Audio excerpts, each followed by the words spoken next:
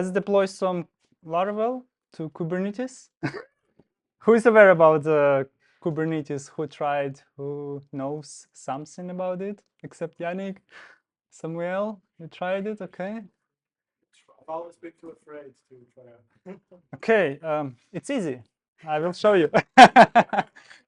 No, maybe a bit of disclaimer. Everything I show here, it's not a production ready. I try to make it as simple as possible because, as you can imagine, it's not enough in 30 minutes to show how to deploy an app and make it production ready. So yeah, just a disclaimer. Don't try it on production. But my goal is here to inspire you to try Kubernetes, try to deploy Kubernetes. There are plenty of options to try Kubernetes. You can try it with Xelon or with any other cloud company. They offer you some trials, so why not to try? It's actually the Kubernetes is the second most, like the most contributors into the open source project in the world. So it's quite huge. It's quite huge. I'm not sure what is number one, but the Kubernetes is number two. Yeah, and it's built in Google. It's run million or billion containers, and it's quite cool. I will explain later what is cool about it. So yeah, so people already ask how you pronounce Kubernetes, or some people say call it KA8S, which is abbreviation result from counting the 8 letters between K and S. Don't ask why, but yeah, it's actually the tool which help manage like the complex application. It's a cloud native tool. It can run on any cloud provider, or you can actually even use it locally. There is a Minikube version. Also, you can play with it. I will not go deep into all the components of the Kubernetes, but yeah, you can check it later. But basically, it's a tool which allows you to deploy your application and scale your application into the clusters, and it's quite easy to scale. Also, it's quite easy to roll back, roll out your applications with a lot of cool features. So let me explain about the features a bit more. Yeah, why Kubernetes?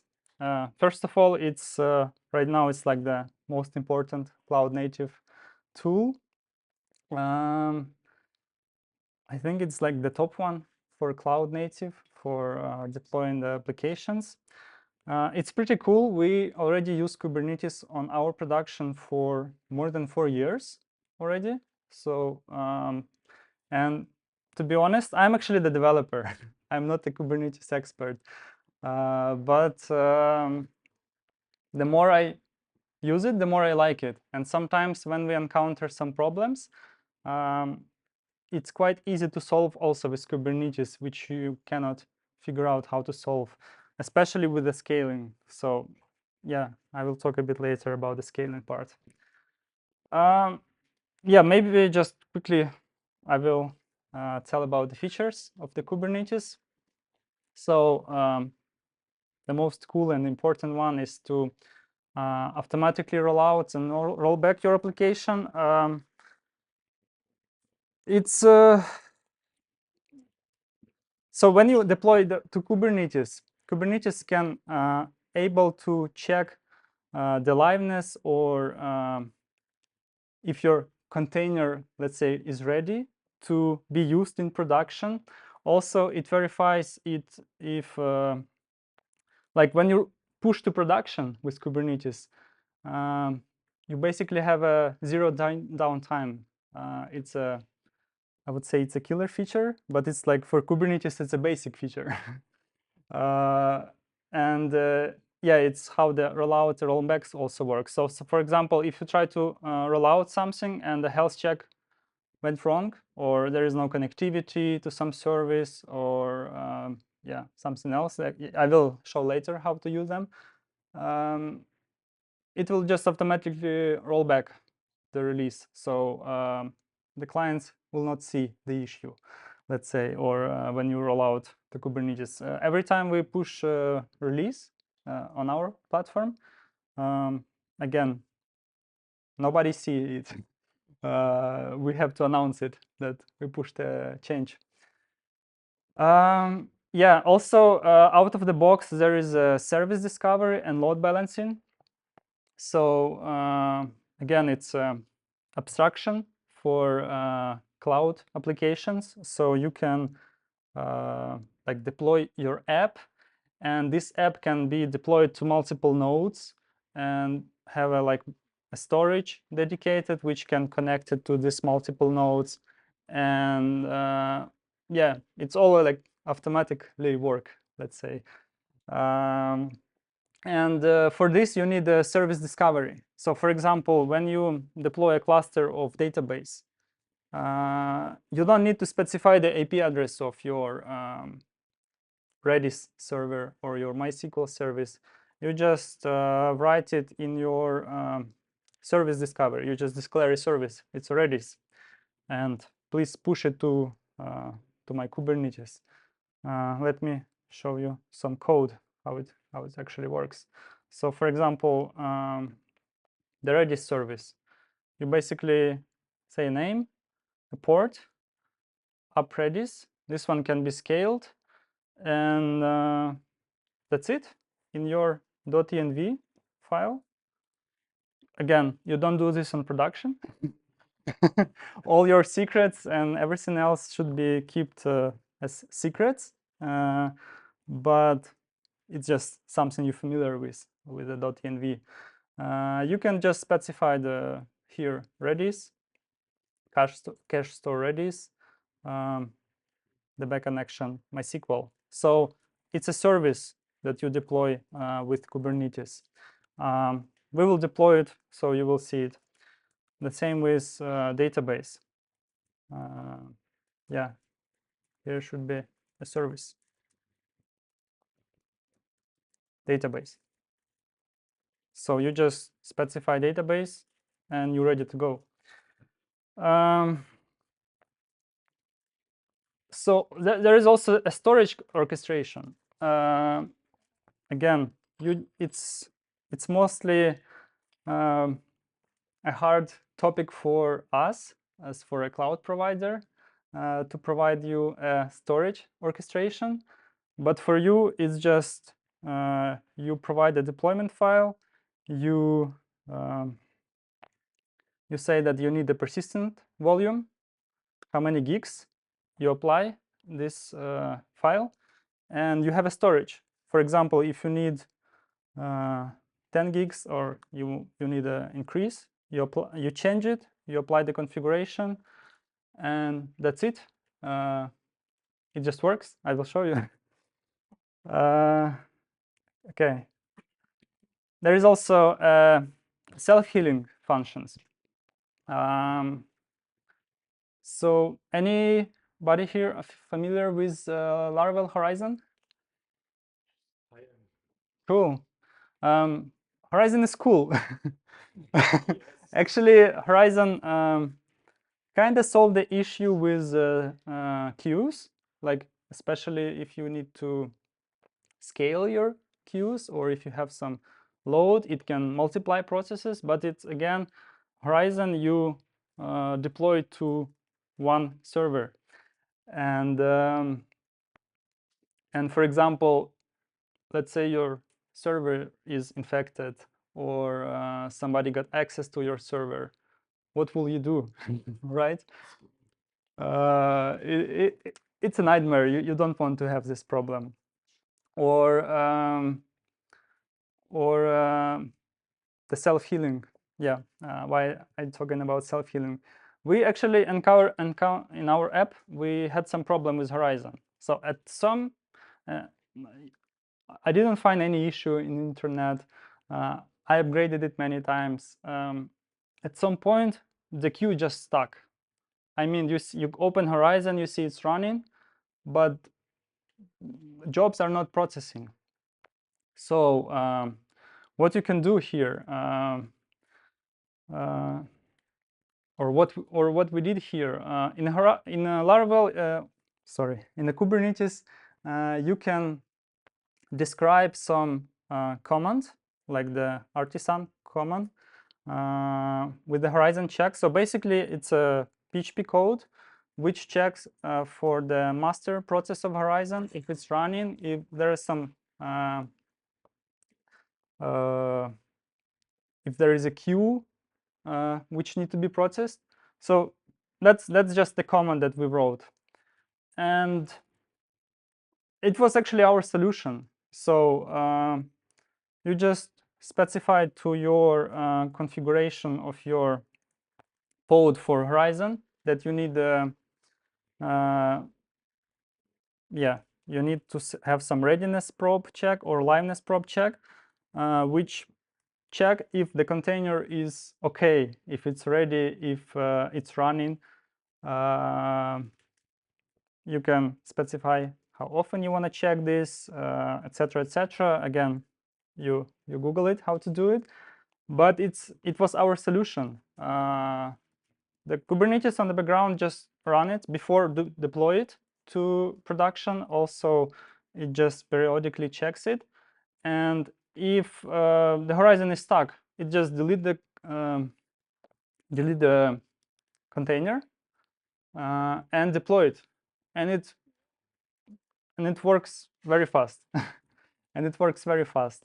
So it was our solution, and till that day it works. But again, we figured out that you don't run Horizon on Kubernetes.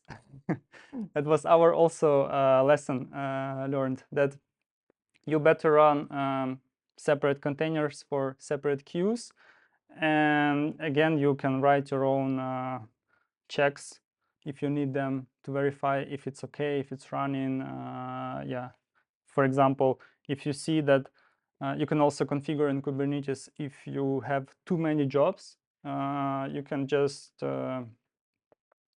monitor it, and you can define the auto scaling. So Kubernetes can scale processes, or in terms of Kubernetes, it's containers. It can scale containers to run multiple containers, so they can process a spike of jobs. When it's again back to normal, it can just reduce these containers, and it just works.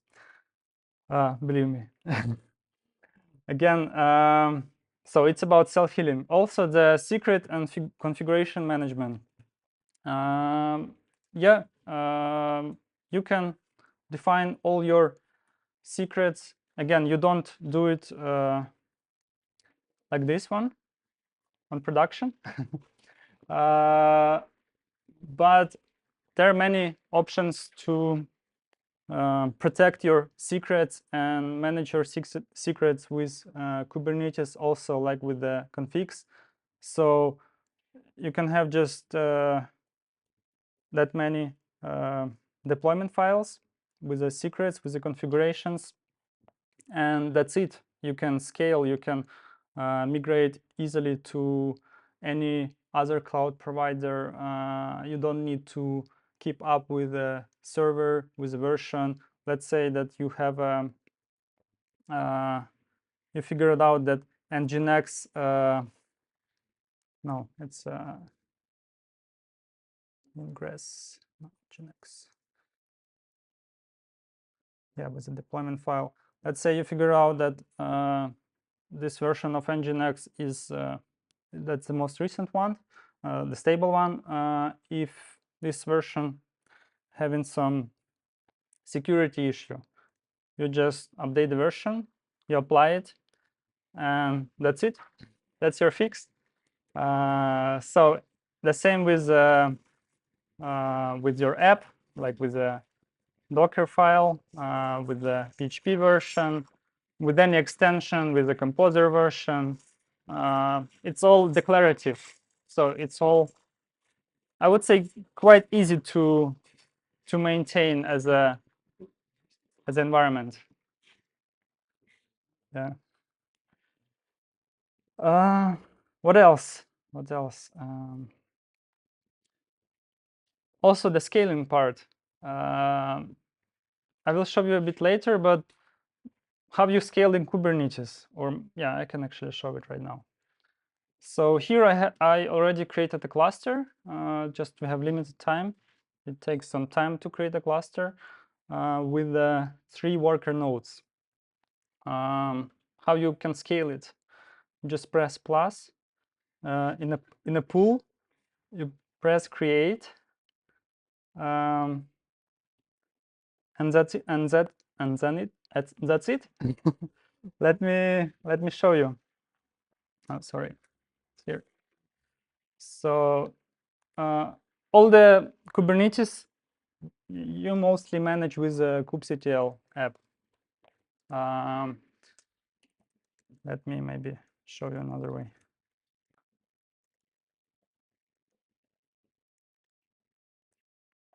So we have a control plane node. This one is just to manage the Kubernetes itself, and all your workloads or your app basically runs on these 3 nodes. And actually, even if I have my Kubernetes deployed, and let's say something happened with one of the nodes, again, the Kubernetes can heal itself. It can automatically try to spin up a new node or move all the workload to another node. It all works automatically. Yeah, actually, it takes some time to deploy a node, but you see it's already here. It's not ready, but it will be ready soon. Okay, that's how you scale Kubernetes. Also, there is an option to scale. You can configure it, and you can have auto scaling. Also, not just for the containers or for the pods itself, also for the nodes. So it also can be as an option to scale. Yeah, it's ready. Else. Okay, maybe let's already deploy our Kubernetes, our Laravel to Kubernetes. I just wrote a few important points. What you have to change in your app to have it, let's say, container or Kubernetes ready. Is it okay?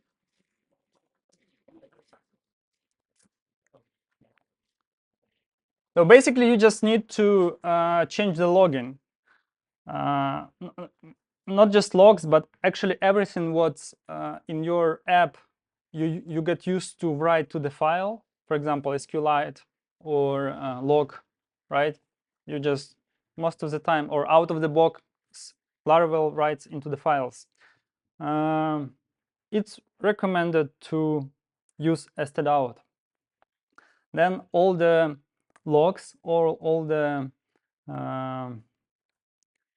yeah, everything what you want to log or all the errors will go to stdout, and then you can read it from the Kubernetes, or you can install some extension to Kubernetes. Let's say, for example, the Prometheus or Datadog, where you can basically collect all the logs from all your apps, all your containers, and you can filter by like Nginx or FPM or app1, app2, etc. But that's quite important part.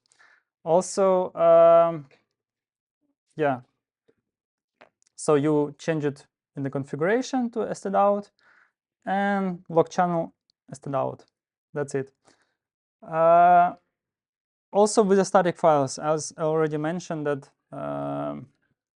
for example, if you upload some files to and you put it in within the app, some files like, I don't know, the picture or the avatar, you upload it, or some forms, it's recommended that you can use some S3 storage. It can be open source like Minio, or yeah, it can be, for example, AWS, everybody knows. And within the Laravel documentation, there is already a driver. It's quite easy. Just check the documentation. Yeah, and cache and session. Also, by out of the box, Laravel caches everything, try to cache everything, and try to like all the sessions are kept as files. So you need to change it. It's also quite easy to do. I recommend Redis, but it also can be a database. For cache, it also can be, if I'm not mistaken, memcached. But yeah, you also have to change it. So, for example, you install the PHP Redis or PHP extension for Redis, and yeah, you change your session driver, your cache store to Redis, and that's it. And yeah, to deploy it to Kubernetes. Actually, Kubernetes don't know how to deploy any app, either it's Node.js or Java application. Kubernetes know how to work with containers.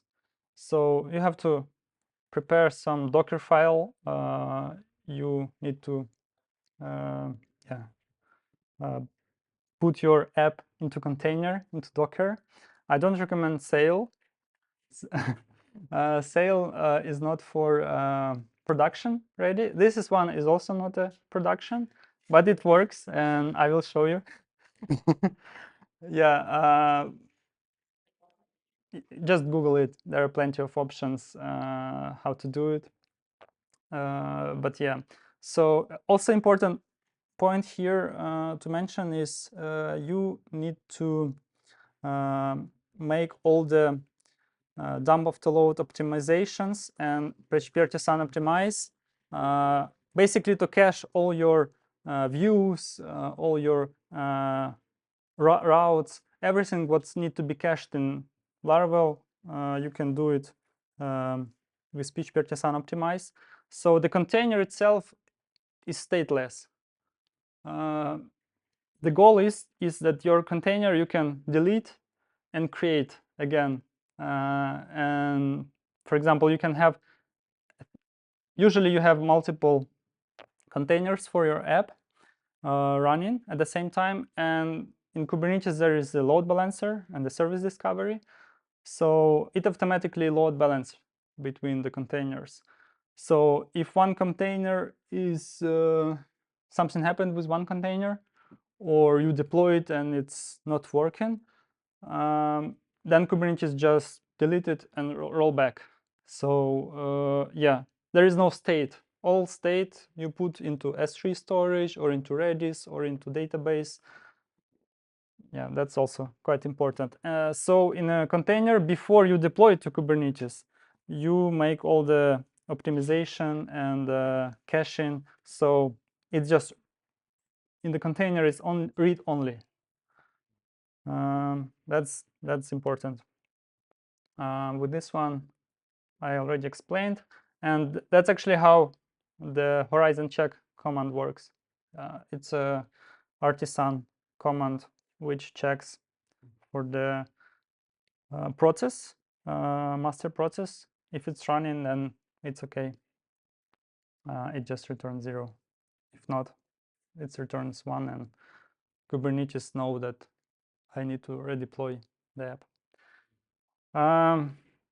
And that's actually, I would say, ideal picture how you deploy to Kubernetes. So you have some code base.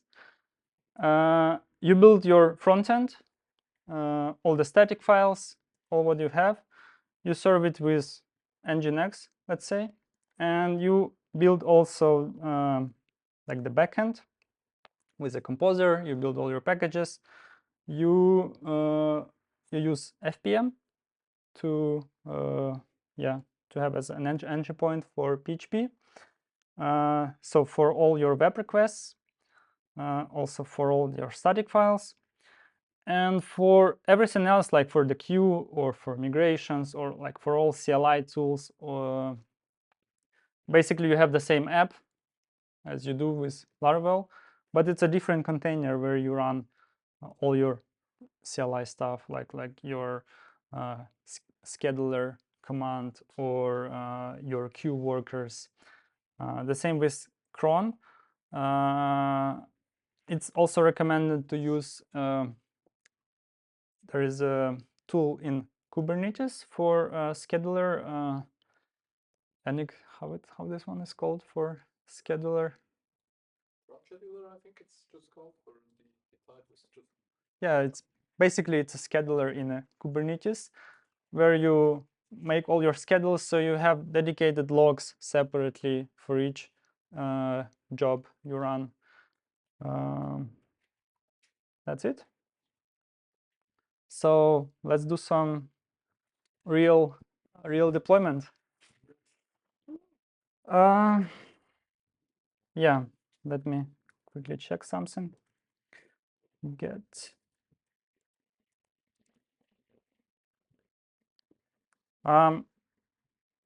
Yeah, you first of all you need to create a namespace, and you can have multiple namespaces. You can also change or define some policies, like within the cluster there can be a production cluster, stage cluster, or something else, and you can give, for example, developers access just to the stage environment and not the production environment.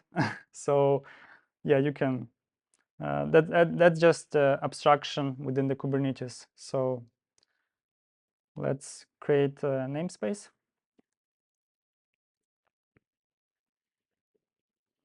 Laravel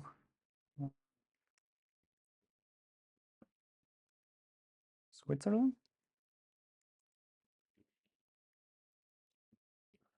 Okay. And yeah.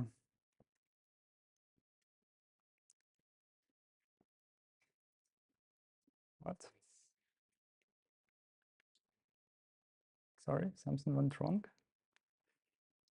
I think it tries to run your file. I don't know why. Okay, let's switch it. Let's switch it here.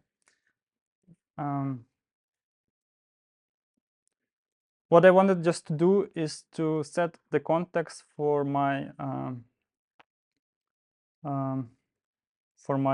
CLI tool to know in which namespace I'm working. So I just created the namespace Laravel Switzerland. Okay, and within the, let's check if it works. Yeah, there is no yet any resource in this namespace. We'll shortly fix it.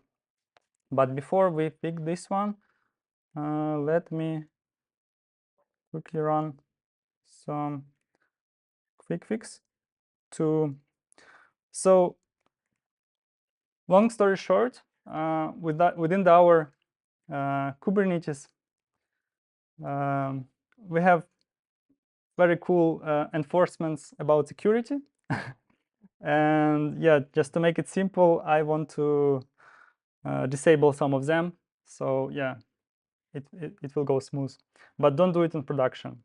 It's just, for example, we will use the latest tag in the within the Docker file. So it's something which is not recommended to do on production, because let's say somebody got access to your Docker Hub and push vulnerability. like it happened with some open source SSH package. Yeah, like your app just pulled the recent tag, and nobody see it. Like it just automatically provision it. So it's not recommended. You have to fix the version. So that's like one of the reason. Another is like you don't need to run the sudo within the container. But here is just demonstration. So yeah, we'll do it. So yeah, it works.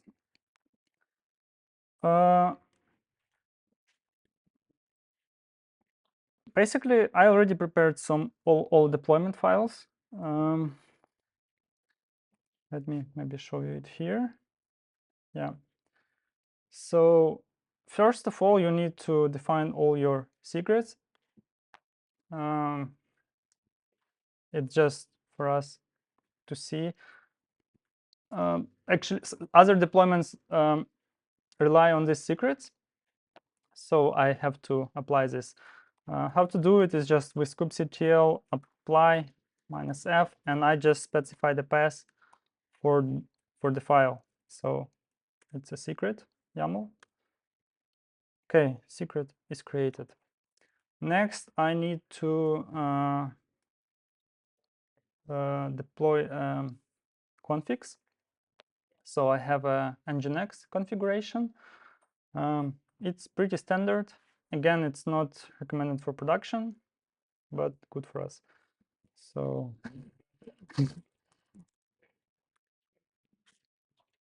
yeah, the config map is created. Yeah, what else? Yeah, actually we can roll out all the deployments, I think. So let's deploy Redis. kubectl apply -f Redis deployment. Okay, that's just a warning. It's okay. It's actually it's about security, but it's okay for us. Get pods. So Redis is already running. As you can see, before I did run this command, there was no any workload. Now we have a Redis running. For Redis, we also have to deploy a service. So we have to declare that we have an app Redis, and yeah, so the app can discover it within the port and the name. It's like DNS, but internal in the Kubernetes. Yep. Redis service. Yeah. Okay, service is ready. What else we need? I guess we need a database, right? Here is my deployment for MySQL 8. Again, here's some secrets. You don't do it in production. And the service is already within this deployment, so it will automatically deploy. And yeah, what else is important? You need to have a persistent volume. So then your MySQL will have a storage like the folder, let's call it like that, where you can store your data. And when you create a MySQL, or if you scale MySQL, then your data will be saved. It will not destroyed. So that's how you can make a persistent volume claim. And it's different within the different cloud providers. You need to know the storage class name. In our case, we have our own class for persistent storages. So yeah, that's just important to mention. So again, the same.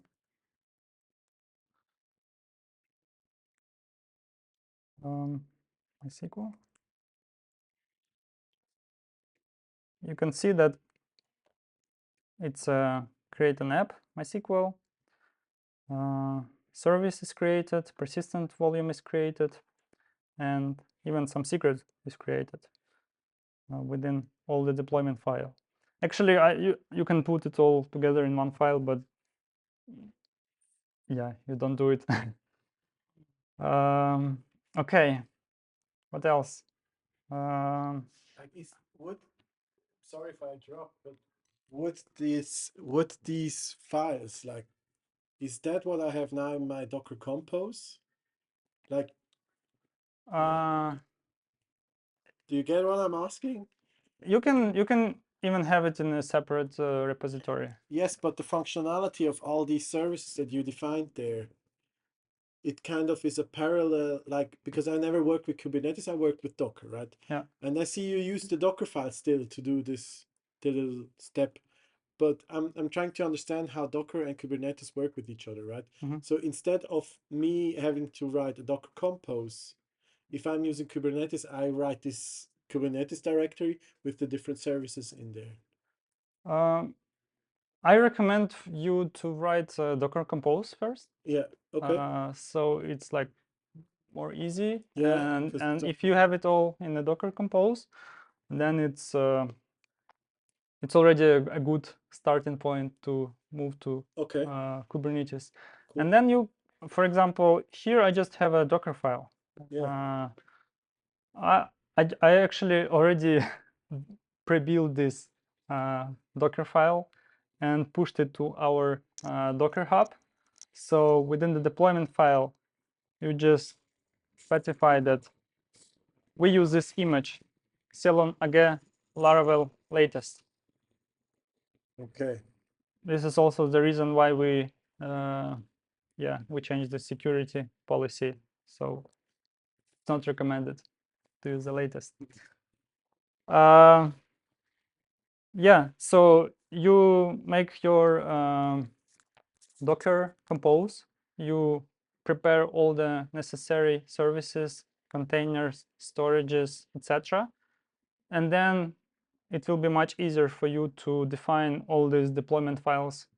It's just a different syntax, but it's quite easy, I would say. At least nothing complicated is here. I started first with the Redis with MySQL because it's it's just an Nginx image. It's quite I would say it's like a standard to use with the Laravel. Also the FPM and Alpine. That's how you do it. We tried also Octane. I don't know if you tried it or not. It's kind of cool idea, but again, with the Kubernetes, it's much more reliable, so you can use old school technologies, containerize it, scale it, and they works like with Octane. It's much harder to, especially if you use some other dependencies or extensions, PHP extensions, to make it work and to make it scale. With the Kubernetes, you can scale everything what you can containerize. If your container is stateless, then you're good to go, I would say. Okay, sorry, just a bit maybe lost, but I deployed already MySQL, Redis, secret. Yeah, I think we can deploy the Ingress. Ingress, it's like a networking for your Kubernetes. So I already deployed one of the clusters, but I just change it here, the host. Maybe I just call it Laravel 2. And that's it, port 80. The app called is Laravel. Yeah, I think it's okay.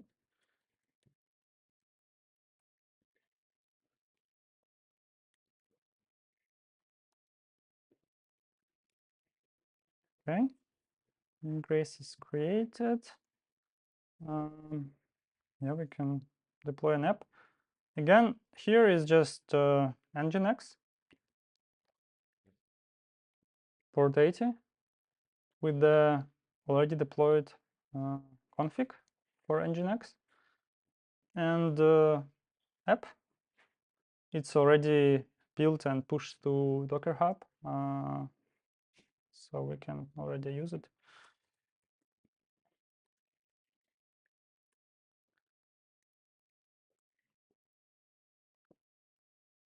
Yeah, deployment is created. Let me show you. Container is created. Let's run it again. It's already running. What else? It looks like I forget something. Deployment is here. Okay, maybe let's try. Let's just try it. So within Ingress, we use this URL. Let's go to the browser.